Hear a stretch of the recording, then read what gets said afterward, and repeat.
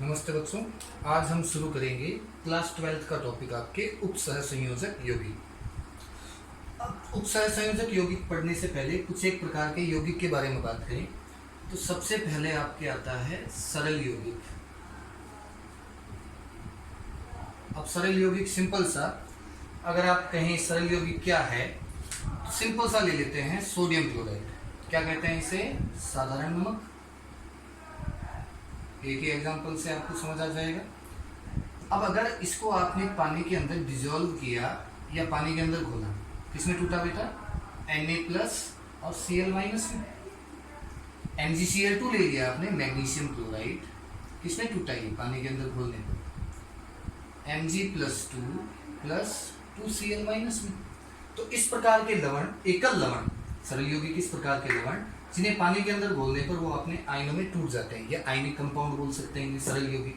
दूसरे प्रकार के आते हैं आपके योगात्मक यौगिक, एडिशन सॉल्ट।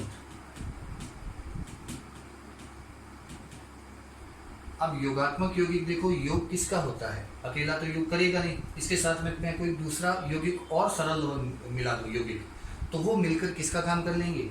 योगात्मक यौगिक का। जैसे एग्जाम्पल ले ले अपने क्रायोलाइट। क्या होता है? KCl MgCl2.6H2। ये क्या होता है? इसका नाम है क्रायोलाइट। अब क्रायोलाइट क्या है? ये आपके अयस्क होता है, ठीक है। अब अगर इसको आपने पानी के अंदर घोला, क्या देगा? इसके अंदर जितने भी आयन हैं उन सब का टेस्ट ले लेगा, सारे आयन मौजूद रहेंगे। 2Cl- दे देगा। तो पोटेशियम है, पोटेशियम दे दिया, मैग्नीशियम है, मैग्नीशियम दे दिया, क्लोरीन है, क्लोरीन दे दिया, पानी तो पानी है ही।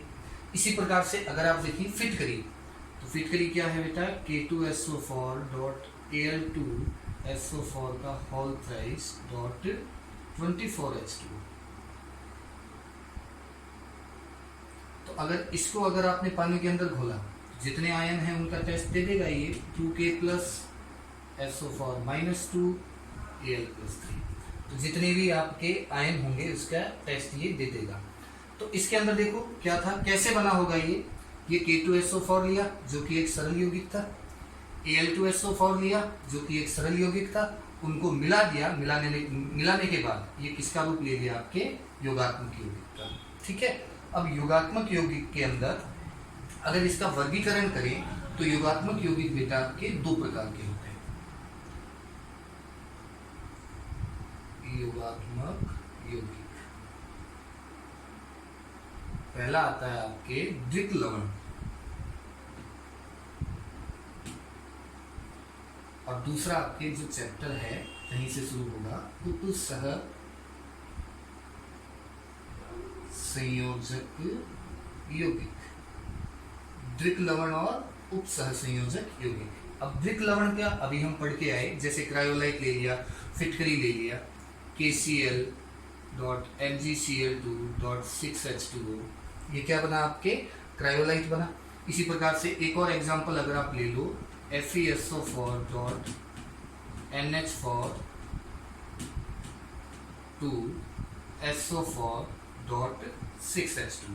ये क्या होता है? इसे बोला जाता है आपके मोहर सॉल्ट। मोहर सॉल्ट यानी फेरस अमोनियम सल्फेट, मोहर लवण। तो ये भी द्विक लवण है। अभी हम पढ़े जैसे क्रायोलाइट हो गया, फिटकरी हो गए, मोहर लवण हो गए, ये क्या होंगे? आपके द्विक लवण होंगे या योगात्मक यौगिक। सिंपल वाले दोनों योगात्मक यौगिक हैं। अब अगर इसको आपने पानी के अंदर घोला तो ये क्या देगा? फिटकरी भी दे देगा, Fe+2 भी दे देगा, SO4 -2 भी दे देगा, NH4+ भी दे देगा। तो ये तो आपके क्या हो गए? द्विक लवण हो गए। दूसरा जो हमें पढ़ना है वही आप पढ़े उपसह संयोजक यौगिक। तो उपसह संयोजक यौगिक के अंदर एक एग्जांपल के जरिए K4FeCN6। अब देखें, अगर उपसह संयोजक यौगिक है तो नो डाउट इसके अंदर कौन सा बंध होगा? उपसह संयोजक बंध होगा। इसकी बात करेंगे अभी, पहले इसके क्लासिफिकेशन देख लेते हैं द्विक लवण और उपसह संयोजक यौगिक का। तो देखो दिखने में यहाँ पर आपको 3 प्रकार के आयन दिख रहे हैं। कौन कौन से बेटा? पोटेशियम, आयरन, फेरस और साइनाइड। अगर द्विक लवण होता अगर इसको आप द्विक लवण कहते तो आप दिखने में दिखेगा कि ये H2O में घोल दिया और आने चाहिए, तीनों प्रकार के आयन आपको पानी के अंदर मिलना चाहिए। यहीं पर आपके अंतर आता है। इसके अंदर ध्यान रखें, अगर आप उप सहसंयोजक यौगिक को देखें तो इसको दो पार्ट में बांटा जा सकता है, FeCN6। देखो, एक तो इसके अंदर रहेगा आपके ब्रैकेट का पार्ट और एक होगा वो ब्रैकेट के बाहर वाला पार्ट। तो ब्रैकेट वाले पार्ट को नाम दिया जाता है समन्वय मंडल। क्या नाम देते हैं? समन्वय मंडल।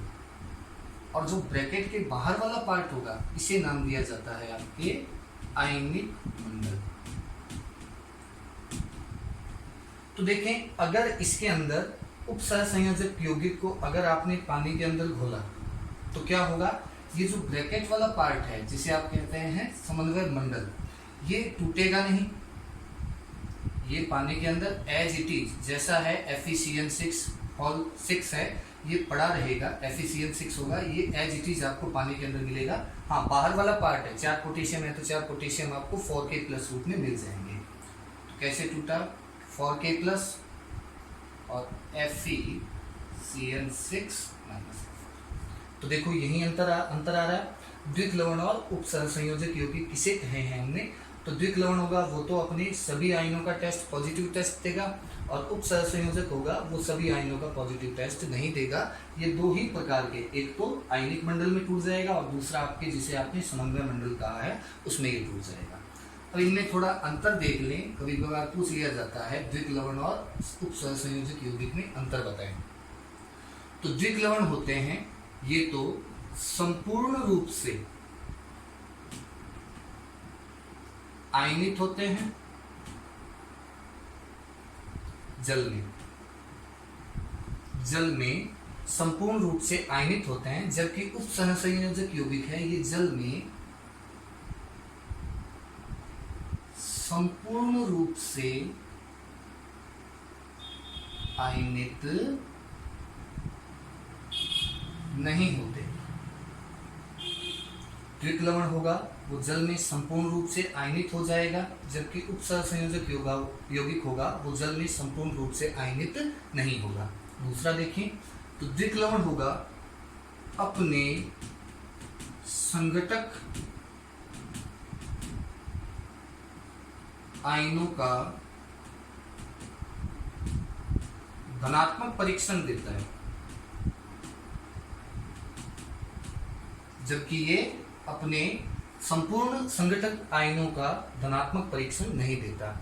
वही बात है जैसे आपके KCl MgCl2.6H2O क्रायोलाइट था, इसके अंदर पोटेशियम, क्लोरीन, मैग्नीशियम सबका ये क्या देगा? आपके टेस्ट देगा, जबकि इसके अंदर सबका टेस्ट ये नहीं देगा। K for FeCN6 किसका टेस्ट देगा? केवल पोटेशियम का, केवल इसका। ठीक है, तो ये इसके अंदर आपके अंतर हुए। दोबारा देख लें, उप सहसंयोजक यौगिक जिसके अंदर ऐसे यौगिक जिसके अंदर उप सहसंयोजक बंध पाया जाता है। योगात्मक यौगिक होते हैं वो दो प्रकार के होते हैं, द्विक लवण और उप सहसंयोजक यौगिक। द्विक लवण क्या होगा? जो अपने जल में संपूर्ण रूप से आयनित होकर अपने संघटक आयनों का धनात्मक परीक्षण देता है, जबकि ये संपूर्ण रूप से आयनित नहीं होगा, संघटक आयनों का धनात्मक परीक्षण नहीं देगा। आगे चले, अब बारी आती है आपके उप सहसंयोजक यौगिक।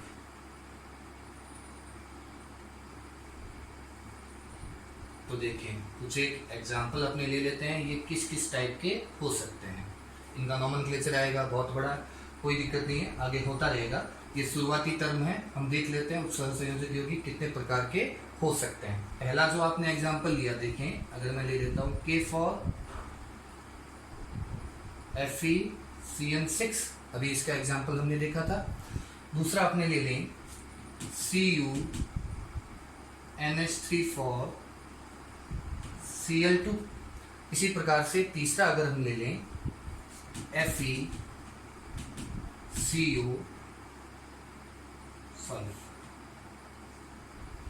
और एक और एग्जांपल अगर आप लेना चाहें तो वो आपके हो जाएगा CuNH3 PtCl6। तो इसके अंदर हम देखें ये -2 +2 +2। तो देखें उपसह संयोजक यौगिक, देखें इसके अंदर ये आपके रहा, ये कौन सा मंडल, समन्वय मंडल, ये कौन सा मंडल, आयनिक मंडल,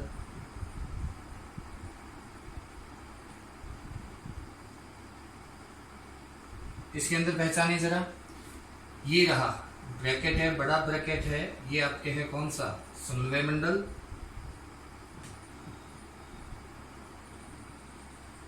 और ये आपके है कौन सा, आयनिक मंडल। चलो अब इसके अंदर तो आपको समन्वय मंडल दिख ही नहीं रहा है, सॉरी आयनिक मंडल दिख नहीं रहा है, कोई बात नहीं, इस प्रकार के भी हो सकते हैं। और इसके अंदर देखो दोनों प्रकार के आपको क्या दिख रहे हैं, आयनिक में आपके जो समन्वय मंडल हैं वो दोनों प्रकार के कैसे हैं आपके, इसको कहेंगे जटिल समन्वय यौगिक। तो देखें किस प्रकार के हो सकते हैं, एक तो इस प्रकार के उपसह संयोजक यौगिक जिसके अंदर जटिल समन्वय मंडल हो और सरल आयनिक मंडल हो। दूसरे किस प्रकार के, सरल आयनिक मंडल हो और जटिल समन्वय मंडल, एक ही बात है, कोई दिक्कत नहीं इसमें। तो ये आपके क्या हो गए, उपसह संयोजक यौगिकों के प्रकार हो गए। अब आगे हम देखें उपसह संयोजक यौगिक हैं वो कितने टाइप के और कैसे कैसे बन सकते हैं। तो इसके अंदर देखो कुछ एक आपके टर्मोलॉजी हमें देखनी है, कुछ एक महत्वपूर्ण बिंदु देखते हैं। सबसे पहले आप बात करें तो K फॉर FeCN6, ठीक है। इसके अंदर देखें आपको क्या दिखेगा, एक तो दिखेगा धातु धनायन दिखेगा, देखो इसे हम कहेंगे जो समन्वय मंडल के अंदर जो धातु होगी उसे आप कहोगे केंद्रीय धातु आयन। और दूसरा इसी समन्वय मंडल के अंदर इस केंद्रीय धातु आयन से जुड़े हुए और कुछ आपके आयन होंगे जिन्हें आप कहोगे लिगेंड, ठीक है। और आयनिक मंडल तो आपके पास में है ही। अब हम देखें इसके अंदर पहली टर्म अब आपकी आती है केंद्रीय धातु आयन, तो हम ले लेते हैं पहला केंद्रीय धातु आयन, केंद्रीय धातु आयन। अब केंद्रीय धातु आयन होने के लिए कौन कौन हो सकता है, पहली बात तो ये कौन क्या होगा, धातु होगा। अब कौन सी धातु इसको पूरा करेगी भी, केंद्रीय समन्वय केंद्रीय धातु आयन बनने के लिए क्या क्या शर्तें हैं उसके बारे में बात करें। तो पहला तो केंद्रीय धातु धनायन या आयन बनने के लिए आपको क्या चाहिए, एक तो उसका छोटा आकार होना चाहिए, पहली बात उसका क्या होना चाहिए, छोटा आकार होना चाहिए। दूसरी बात है कि प्रभावी नाभिकीय आवेश जिसे हम जेड इफेक्ट कहते हैं, सिंपल सी बात है, क्या होगा जब आकार छोटा है तो प्रभावी नाभिकीय आवेश क्या होगा, ज्यादा ही होगा, अधिक होना चाहिए। और तीसरा मोस्ट इंपॉर्टेंट, इनके पास में क्या होना चाहिए, रिक्त डी कक्षक होना चाहिए। अब पता चल गया होगा कौन सी धातुएं होगी वो केंद्रीय धातु आयन का काम करेगी। तो ये तीनों जो आपके शर्तें हैं इनको पूरा करती है डी ब्लॉक के तत्व, या इन्हें क्या नाम दिया जाता है आपके, संक्रमण। क्या होता है इनके अंदर, छोटा आकार होता है, छोटा आकार होता है तो प्रभावी नाभिकीय आवेश भी ज्यादा होगा और रिक्त डी कक्षक भी इसके अंदर उपलब्ध रहेंगे। जैसे एक अभी एग्जाम्पल लिया था हमने FeCO6, ये ठीक है। तो इसके अंदर बताओ केंद्रीय धातु धनायन कौन हुआ, सिंपल सी बात है, सिंपल सा यौगिक है, ये तो होगा नहीं, ये तो क्या है, लिगैंड है, जबकि ये क्या है, ये आपके केंद्रीय धातु धनायन, ठीक है। तो केंद्रीय धातु धनायन क्या होगी, किसे कहेंगे केंद्रीय धातु धनायन, कभी कभी बार पूछ लिया जाता है किसे कहते हैं। तो देखो केंद्रीय धातु आयन वो धातु होगी जो समन्वय मंडल में किसी योग्य या किसी अन्य आयन या परमाणु के साथ जुड़कर उप सहसंयोजक बंध का निर्माण करती है, वो आपके केंद्रीय धातु धनायन कहलाती है। जरा इसमें बताओ, के फॉर FeCN6 में अगर कहीं धातु धनायन कौन है? Fe है, और लिगैंड कौन है? साइनाइड। इसी प्रकार से इसके अंदर FeCO6 में कौन है? लिगैंड है। ठीक है, चलो आपके केंद्रीय धातु धनायन कौन होगी? ऐसी धातु जो समन्वय उपसहसंयोजक यौगिक के समन्वय मंडल में किसी अन्य आयन या परमाणु के साथ जुड़कर किसका काम है? आपके उपसहसंयोजक यौगिक का निर्माण करती है, वही आपके केंद्रीय धातु आयन होते हैं। चलो आगे बात करते हैं लिगैंड की। लिगैंड, अब देखो लिगैंड क्या होता है। सीधी सी बात है, अगर इंग्लिश में कहूं, anything which can donate lone pair, अगर हम कहें हिंदी में, कोई भी जो एकांकी इलेक्ट्रॉन युग्म का दान करे, क्या कहलाते हैं? लिगैंड कहलाते हैं। अब लिगैंड है, देखो ये जनरल सी बात है कि लिगैंड होगा, उसके अंदर क्या होगा? एकांकी इलेक्ट्रॉन युग्म होगा, यानी लॉन पेयर वो डोनेट कर सकता है। डोनेट किसको कहेगा? M फॉर मेटल किया और L फॉर मैंने लिगैंड लिखा, तो ये समन्वय मंडल है। यदि मान लिया M यहाँ पर किसको बता रहा है? धातु को, और L यहाँ पर किसको बता रहा है? लिगैंड को। तो देखो दोनों के बीच में किस तरह से बॉन्डिंग होगी। नो डाउट उप सहसंयोजक यौगिक किनके बीच में बनेगा? समन्वय मंडल के धातु और लिगैंड के बीच में। अब इसके अंदर लॉन पेयर लिगैंड के पास है, और हमने बात करी थी धातु धनायन के पास क्या होना चाहिए? रिक्त डी ऑर्बिटल होना चाहिए। इसके पास में रिक्त डी ऑर्बिटल है, तो इसको इलेक्ट्रॉन की जरूरत है। ये इलेक्ट्रॉन चाह रहा है कि इलेक्ट्रॉन आए मेरे पास, और इसके पास में इलेक्ट्रॉन की अधिकता है, तो ये क्या देगा? ये इस प्रकार से इसको इलेक्ट्रॉन दे देगा, और यही अपना क्या बनेगा? आपके उप सहसंयोजक बंध। ठीक है बेटा, तो ये आपके बनेगा उप सहसंयोजक बंध। अब देखो लिगैंड को अलग अलग नाम से भी जाना जाता है। अगर आप इनऑर्गेनिक की बात करें तो यहाँ पर आपके लिगैंड है, या इसी प्रकार से बात करें एसिड बेस या अम्ल क्षार की बारे में बात करें, अम्ल क्षार के संदर्भ में हम जाएं। अम्ल क्षार हमें पता है 3 तरह की थ्योरी हमें दी गई थी। एक थी आरेनियस अम्ल क्षार की थ्योरी, दूसरी थी ब्रोस्टैंड-लोरी, और तीसरा आपके आता है लुईस अम्ल क्षार। परिभाषा थोड़ा अगर याद करें तो ऐसी आपकी स्पीसीज जो क्या होती है? इलेक्ट्रॉन युग्म का दान करती है, वो क्या कहलाती है? लुईस क्षार कहलाती है। और ऐसी स्पीसीज जो इलेक्ट्रॉन युग्म को ग्रहण करती है क्या कहलाती है? लुईस अम्ल कहलाती है। तो यही अगर मैं यहाँ पर बात करूं तो लिगैंड को मैं क्या बोल सकता हूँ बेटा? लिगैंड को बोला जा सकता है कि ये लुईस क्षार की तरह कार्य करेगा। लिगैंड किसकी तरह कार्य करेगा? लुईस क्षार की तरह कार्य करेगा। और धातु होगा, ये किसकी तरह कार्य करेगा? लिगैंड दे रहा है इलेक्ट्रॉन, तो लुईस क्षार है। इलेक्ट्रॉन दाता, इलेक्ट्रॉन युग्म दाता, और इलेक्ट्रॉन युग्म ग्राही किसका काम करेगा? ये करेगा आपके लुईस अम्ल की तरह व्यवहार करेगा। ठीक है, तो साधारण सी भाषा में हम कह सकते हैं कि लुईस क्षार हैं, जितने भी लुईस क्षार हैं वो किसका काम करेंगे? लिगैंड का काम करेंगे। ठीक है, अब देखो इसकी स्ट्रक्चर के बारे में बात करें तो स्ट्रक्चर भी हम थोड़ी बहुत देख लेते हैं अभी। तो पहली बात तो लिगैंड उपसहसंयोजक यौगिक के अंदर 2 बातें हमने पढ़ी। एक होता है केंद्रीय धातु आयन, दूसरा हमने बात की थी लिगैंड। अब देखें केंद्रीय धातु आयन है वो तो आपके हमने बता दिया कि डी ब्लॉक के सभी तत्व हैं वो सभी लगभग तत्व जिनमें आपके रिक्त डी ऑर्बिटल है वो तो केंद्रीय धातु आयन का काम करेगा। और लिगैंड हमने बता दिया कि जो भी आपके लुईस क्षार हैं वो लिगैंड का काम करेंगे। वापस वही एग्जांपल हम ले लेते हैं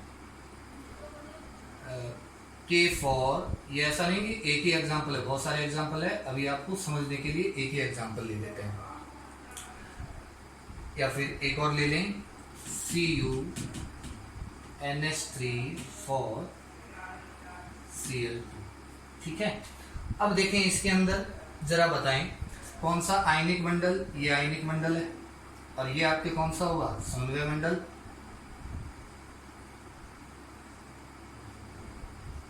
ये आयनिक मंडल और इसके अंदर ये समन्वय मंडल और ये आयनिक मंडल। देखिए फर्क क्या है दोनों में। देखिए कोई भी फॉर्मूला लिखें उसके अंदर NaCl लिखा मैंने, MgCl2 लिखा, K2SO4 लिखा, तो इसके अंदर देखो धनायन आ रहा है वो पहले आ रहा है। इसके अंदर भी देखो ये तो हम तो जानते हैं कि धनायन ही है, लेकिन इसको नहीं जानते इस पर क्या चार्ज आएगा। नो डाउट ये आपके कौन होगा, धनायन होगा। तो जटिल समन्वय मंडल और सरल आयनिक मंडल, और इसी प्रकार से देखो ये सरल आयनिक मंडल और ये जटिल समन्वय मंडल, ठीक है।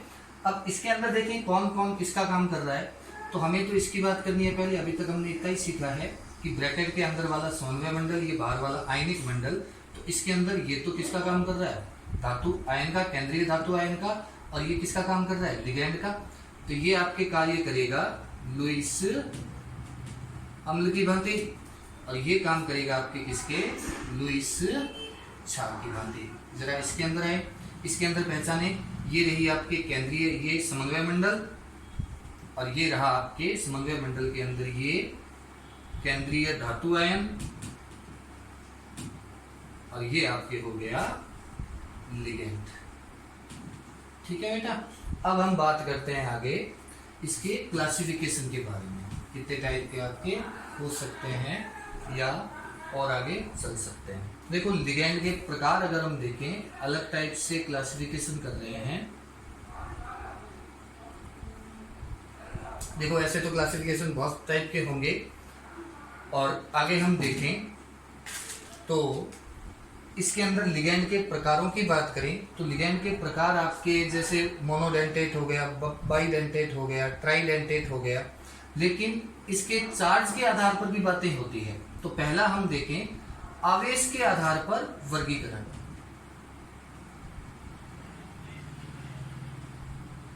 अब आवेश के आधार पर वर्गीकरण में आपको पता है आवेश दो प्रकार के हो सकते हैं, एक तो धनावेशित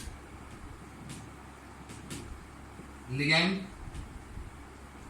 दूसरा ऋणावेशित लिगैंड,